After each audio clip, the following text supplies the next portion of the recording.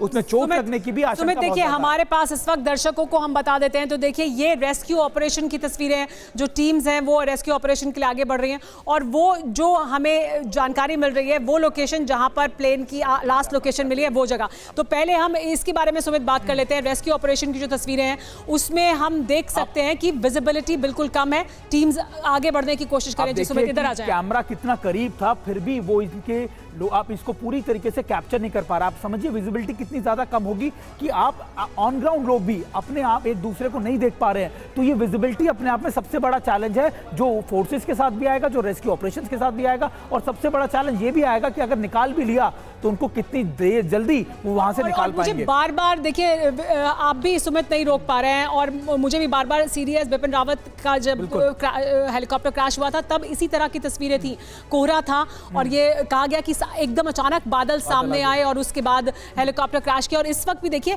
और देखिए कभी कभी आपको जो हम तस्वीरें दिखा रहे हैं इसमें ये एक्चुअली ग्राउंड जीरो पर बिल्कुल पास से तस्वीरें ली गई हैं, तब इस तरह की तस्वीर है, और ये जंगल का इलाका है, पहाड़ी इलाका है। बिल्कुल, लेकिन सुमेरा एक और चीज जो मैं आपको बता रहा हूं कि ये पूरा वैली टाइप का एक इलाका है जहां पर माउंटेन से घिरा हुआ है। अब वो जंगल में उस लोकेशन पे कहां गिरा होगा, कितने ज्यादा घने जंगल है, हेलीकॉप्टर के जो मलबा है या फिर हेलीकॉप्टर जहां लैंड किया होगा, यानी एक वैली का इलाका है और आपको नीचे तक जाकर देखना है। बिल्कुल, आपको रेस्क्यू टीम को नीचे उतरना पड़ेगा और वहां पर विजिबिलिटी और ज्यादा कम हो जाएगी, क्योंकि जब डेंसली फॉरेस्टेड एरिया होता है उसमें विजिबिलिटी ऑलरेडी बहुत ज्यादा कम हो जाती है। और ये भी बता दें कि ये जो तस्वीरें आई हैं ये अब से कुछ समय पहले की तस्वीरें हैं।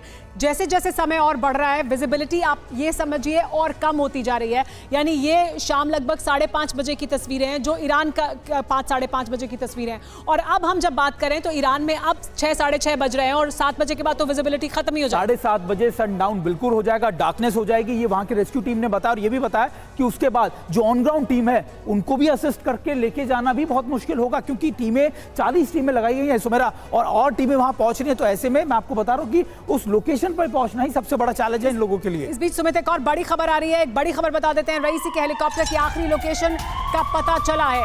ईरान के संगुन तांबे की खदान थी जहां पर आखिरी लोकेशन मिली है, यानी आखिरी लोकेशन, लास्ट लोकेशन रईसी के हेलीकॉप्टर की जहां पर मिली है वो संगुन तांबे की खदान है। कॉपर माइंस हैं ये संगुन की, जहां पर उसकी आखिरी लोकेशन मिली है। हेलीकॉप्टर का जीपीएस आखिरी बार यहीं पर सक्रिय था। तो हम आपको वो भी जगह दिखाएंगे गूगल मैप के जरिए जहां पर लास्ट लोकेशन मिली है।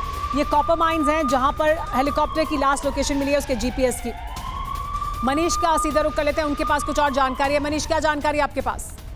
बिल्कुल, देखिए जिस बात की चर्चा हम लोग कर रहे थे, जैसे जैसे वक्त बीत रहा है वैसे वैसे न केवल रेस्क्यू ऑपरेशन की टीम बल्कि ईरान की हायर अथॉरिटी को भी इस वक्त अगर आप कहें तो वो किसी बुरे खबर को लेकर आशंकित हैं, और इसीलिए वो आपस में जो मीटिंग उनकी हो रही है, जिस तरह का कम्युनिकेशन हो रहा है सरकारी अथॉरिटीज के बीच में, उसके मुताबिक ये कहा जा रहा है कि हमें हर तरह की संभावनाओं के लिए तैयार रहना चाहिए।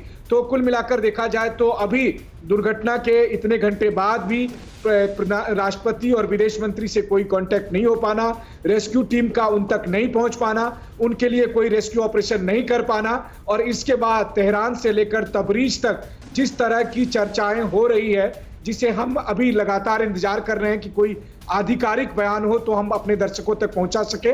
लेकिन हाँ, ये कहा जा सकता है कि वो बहुत नकारात्मक है, वो बहुत निराशाजनक है।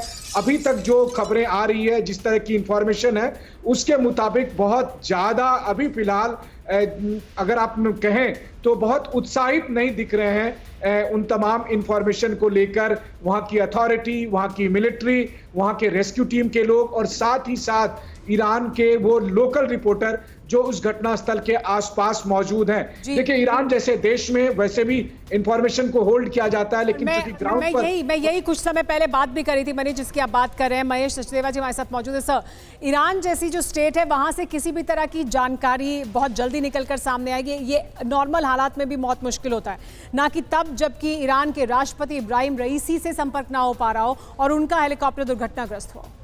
जी, ये दो वजह से ज़रूरी है कि उस बारे में सटीक जानकारी का इंतज़ार किया जाए।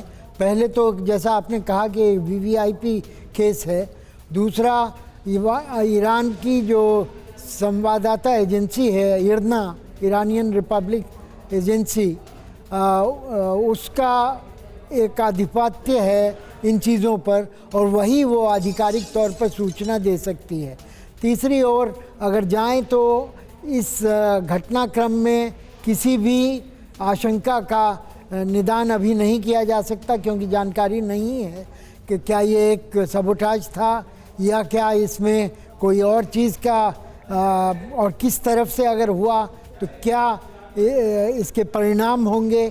ईरान के राजनीतिक और भूसामरिक महत्व को लेते हुए विदेश मंत्री और राष्ट्रपति दोनों ही ईरान के लिए बहुत महत्वपूर्ण हैं।